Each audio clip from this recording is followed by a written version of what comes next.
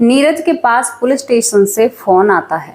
Police वाले कहते हैं कि भैया तुम्हारी पत्नी मिल गई है, आकर इसे यहाँ से ले जाओ, हमने तुम्हारी पत्नी को ढूंढ दिया है। नीरज जल्दी जल्दी में घर से निकलता है और जैसे ही पुलिस स्टेशन में पहुँचता है तो पत्नी जो चेयर पर बैठी हुई है नीरज को देखकर पीठ फेर लेती है। नीरज भाप चुका था कि ये अब मेरी नहीं रही है, ये अब मेरे साथ नहीं आ सकती है। दोस्तों, नीरज जब अपनी पत्नी से बात करने की कोशिश करता है तो वो पत्नी साफ कह देती है कि मैं तो एक सरकारी नौकरी लगी हुई हूँ और तुम एक कारपेंटर हो और अब तुम्हारा और मेरा रिश्ता आगे नहीं चल सकता, क्योंकि मैंने अपनी मेहनत से सरकारी नौकरी हासिल कर ली है। तुम अपने रास्ते और मैं अपने रास्ते। एक लड़की को इतना घमंड आ चुका था अपनी सरकारी नौकरी पर। और दोस्तों, आपको कमेंट भी करने होंगे, अगर यही काम पति करता ना तो शायद वो अपनी पत्नी को नहीं छोड़ता अपनी नौकरी के पीछे। लेकिन कई केस हमने ऐसे देखे हैं जहां पर अगर पत्नियां सरकारी नौकरियां लग जाया करती हैं, अक्सर वो अपने गरीब पति को छोड़ दिया करती हैं। और ये एक लड़कियां ही करती हैं। मैंने बहुत देखा है, कभी भी ऐसा देखने को नहीं मिला कि एक व्यक्ति ने अपनी पत्नी को छोड़ दिया या किसी बड़ी पदवी को हासिल कर कर। वो हमेशा अपनी पत्नी को साथ लेकर चलता है और एक अनपढ़ लड़की को भी अपनी पत्नी बनाने के लिए तैयार हो जाता है और जीवन भर उसका साथ बिताता है। लेकिन एक पढ़ी लिखी लड़की कभी भी अनपढ़ लड़के को अपने जीवन में लाना नहीं चाहेगी। नमस्कार दोस्तों, स्वागत करती हूँ आप सभी का। हमारा यूट्यूब चैनल है वैष्णवी चौधरी के नाम से, इसी नाम से हमारा फेसबुक पेज है, आप उसे भी फॉलो कर सकते हैं। आज की स्टोरी झांसी से है। झांसी में एक नीरज नाम का लड़का रहता है जो कारपेंटर है। अब कारपेंटर की नौकरी में आपको पता है जितना वो कमाता है, कितना कमाता है और कितना गवाता है, सभी लोग समझदार हैं, समझ जाएंगे। नीरज अपने एक दिन दोस्त के घर जाता है। दोस्त के घर जाता है, वहाँ पर बैठता है तो तभी पड़ोस में एक लड़की होती है जिसका नाम ऋचा होता है। ऋचा बहुत खूबसूरत होती है। नीरज जब उसे देखता है तो पहली नज़र वाला प्यार नीरज को उस लड़की से हो जाता है और वो लड़की भी नीरज को देखकर मुस्कुरा जाती है। अब नीरज दूसरे तीसरे दिन अपने दोस्त के घर पहुंच जाता और उस लड़की को देखकर ही अपने मन में शांति बिठा लेता। लेकिन पहल वो लड़की करती है और दोनों आपस में बातचीत करने लगते हैं। दोनों में बातचीत होने लगती है। बातचीत के बाद मिलना जुलना होने लगता है और दोनों एक दूसरे से प्यार का इजहार कर देते हैं। दोनों जब इजहार करते हैं तो कस्में वादे बहुत बड़े बड़े लिए जाते हैं।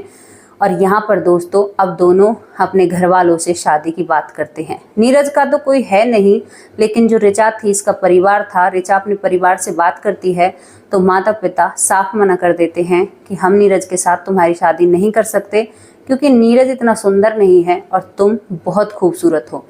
लेकिन ऋचा नीरज को नहीं छोड़ना चाहती थी, तो ऋचा अब एक मंदिर में जाकर नीरज के साथ शादी कर लेती है। ऋचा के कुछ रिश्तेदार इस शादी से खुश भी थे, तो वो रिश्तेदार उस शादी में आते हैं और ऋचा का साथ निभाते हैं। वहाँ पर फेरों की और सभी रस्मों की वहाँ पर फोटो और वीडियो बनाई जाती हैं। दोस्तों, दोनों की शादी एक मंदिर में हो जाती है और ये कानूनी तौर पर भी दोनों पति पत्नी बन जाते हैं और अपने घर चले जाते हैं। धीरे धीरे समय निकलता है। ऋचा अपने पति से कहती है कि मुझे कहीं पर सरकारी नौकरी लगना है, क्योंकि ऋचा अच्छी खासी पढ़ी लिखी थी। अब ऋचा कुछ पढ़ाई करती है तो जो ये नीरज होता है ये मेहनत और ज़्यादा बढ़ा देता है अपनी पत्नी को पढ़ाने के लिए, उसको पढ़ाता है। और यहाँ पर ये दोनों एक फैसला लेते हैं कि जब तक ऋचा कहती है कि मैं नौकरी नहीं लग जाऊंगी तब तक मैं किसी बच्चे को पैदा नहीं करूंगी, वरना मेरा सपना अधूरा रह जाएगा। नीरज दिन रात अपनी पत्नी के लिए मेहनत मजदूरी करता है, अपने काम से भी हटकर कोई और काम ढूंढकर, क्योंकि उसे पैसों की सख्त ज़रूरत थी। दोस्तों, एक फॉर्म निकलता है जो सरकारी फॉर्म होता है, उस पर ऋचा अपने पति से पूछकर नीरज से वो फॉर्म भर देती है और उसमें ऋचा का नंबर आ जाता है। जब ऋचा का नंबर आ जाता है और ऋचा वहाँ पर सिलेक्ट भी हो जाती है और ये सब चीज़ें क्लियर हो जाती है और ऋचा एक सरकारी नौकरी हासिल कर लेती है। अब क्या था कि ज्वाइनिंग लेटर नहीं आया था ऋचा का। अब ऋचा जब भी बाहर जाया करती तो अपने पति से, जब उसे पता चल गया ना कि मैं नौकरी पर लग ही जाऊंगी, बस ज्वाइनिंग लेटर आने की देरी है, तो ऋचा अब अपने पति से उखड़ी उखड़ी रहने लगी थी। ज़्यादा बात नहीं करनी, पति को पास नहीं आने देती थी। लेकिन यहाँ पर नीरज सोचता है कि पढ़ाई लिखाई की है, नौकरी लगी है तो बहुत सारा प्रेशर होगा, कोई बात नहीं, इसको परेशान नहीं करते हैं। नीरज अपने सही मन से अपने काम को आगे बढ़ावा देता है। अब ऋचा एक दिन कहती है कि मैं जा रही हूँ और मेरा इंतज़ार मत करना। नीरज सोचता है कि कहीं बाहर ही जा रही होगी और ऋचा घर से निकल जाती है। लेकिन नीरज उस वक्त कुछ काम में लगा हुआ था, तब विचार करता है उसकी बात पर कि ये मुझसे ऐसे क्यों कहकर गई है कि मेरा इंतज़ार मत करना। अब यहीं से जो नीरज का था माथा ठिनक जाता है और वो अपनी पत्नी का पीछा भी करता है। पत्नी का पीछा करता है लेकिन पत्नी उसको कहीं पर भी नहीं मिलती है। पूरे दिन शाम तक पत्नी को ढूंढता रहता है, हर रिश्तेदार के पास फ़ोन भी करता है, हर जगह पूछता है कि मेरी पत्नी तो यहाँ पर नहीं आई है, लेकिन ऋचा कहीं पर भी नहीं मिलती है। अब नीरज पुलिस के पास जाता है। पुलिस के पास जाकर नीरज एक कंप्लेंट दर्ज कराता है अपनी पत्नी की, क्योंकि उसकी पत्नी मिसिंग थी, जा चुकी थी कहीं। अब पुलिस वाले उसकी पत्नी को ढूंढने छानबीन करने लग जाते हैं। पुलिस वाले 2 दिन के अंदर अंदर ऋचा को ढूंढकर अब नीरज के पास फ़ोन करते हैं और कहते हैं कि तुम्हारी पत्नी मिल गई है, तुम पुलिस स्टेशन आ जाओ। जब नीरज पुलिस स्टेशन आता है तो वहाँ पर उसकी पत्नी साफ जवाब दे देती है नीरज को कि भाई मैं तो अब सरकारी नौकरी पर चढ़ने वाली हूँ और तुम एक कारपेंटर हो, तो मेरा तेरा कोई मेल नहीं है, तुम अपनी कोई दूसरी लड़की ढूंढकर शादी कर लो और मुझे डिवोर्स दो, मुझसे दूर रहो। नीरज के पैरों तले जमीन खिसक जाती है। नीरज बहुत रिक्वेस्ट करता है कि ऋचा घर चलो, घर चलो, लेकिन ऋचा घर नहीं आती है। वो अपने फैसले पर जमी रहती है और पुलिस स्टेशन में ही बैठी रहती है। पुलिस वाले भी कह देते हैं कि आप किसी के साथ ज़बरदस्ती या जोर ज़बरदस्ती नहीं कर सकते, और यहाँ पर नीरज को हताश और उदास एक लटका हुआ सा मुँह लेकर अपने घर आना पड़ता है। दोस्तों, ऋचा वहाँ से अपने रास्ते हो लेती है। अब नीरज सोचता रहता है और उसके आगे उसकी सारी दुनिया उजड़ चुकी थी। वो उन दिनों को याद करता है कि मैंने कितनी मेहनत की थी, रात देखी नहीं, दिन देखा नहीं, अपनी पत्नी को पढ़ाया, लेकिन आज इसने तो सभी के सामने मुझे अपनाने से ही मना कर दिया और ये तो दूसरी शादी की बात कर रही है। अब नीरज एक कोशिश और करना चाहता है। नीरज का जहाँ पर ज्वाइनिंग लेटर आने वाला था वहाँ पर कई लोगों का ज्वाइनिंग लेटर आना था, तो नीरज को पता था कि वो ज्वाइनिंग लेटर वहाँ पर आएगा। अब नीरज सुबह ही जाकर उस ऑफिस पर बैठ जाता है जहाँ पर ज्वाइनिंग लेटर आता है। वहाँ पर बहुत सारी मीडिया भी होती है दोस्तों। अब नीरज बहुत देर तक इंतज़ार करता है कि ऋचा अपना ज्वाइनिंग लेटर तो लेने यहाँ पर आएगी, क्योंकि वो मुझसे मिलने से मना कर रही है, लेकिन मैं उससे बात तो करके देखूँ कि यार ऐसे रिश्ते थोड़े ही छोड़े जाते हैं।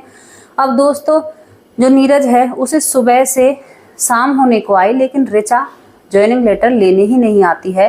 तो ये जो नीरज होता है अंदर जाता है।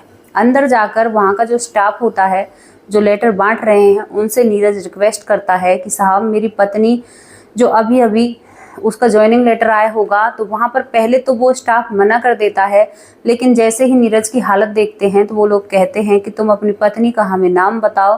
तो जब नीरज पत्नी का नाम बताता है तो स्टाफ कहता है कि वो तो अपना ज्वाइनिंग लेटर ले गई, तुम्हें पता नहीं है। यानी कि नीरज वहाँ पर ऋचा आई भी थी और पिछले दरवाजे से अपने ज्वाइनिंग लेटर को वहाँ से ले जाती है। दोस्तों, नीरज की आंखों से आंसू निकल रहे थे और वो मन ही मन उसके अंदर एक ऐसा तूफान जन्म ले चुका था कि उसे लग रहा था कि मैं अब क्या करूं, मैं अब क्या करूं, कैसे मेरा घर बसेगा। अब नीरज जैसे ही बाहर निकलता है तो वो रोता हुआ देखकर मीडिया उस पर फोकस करती है।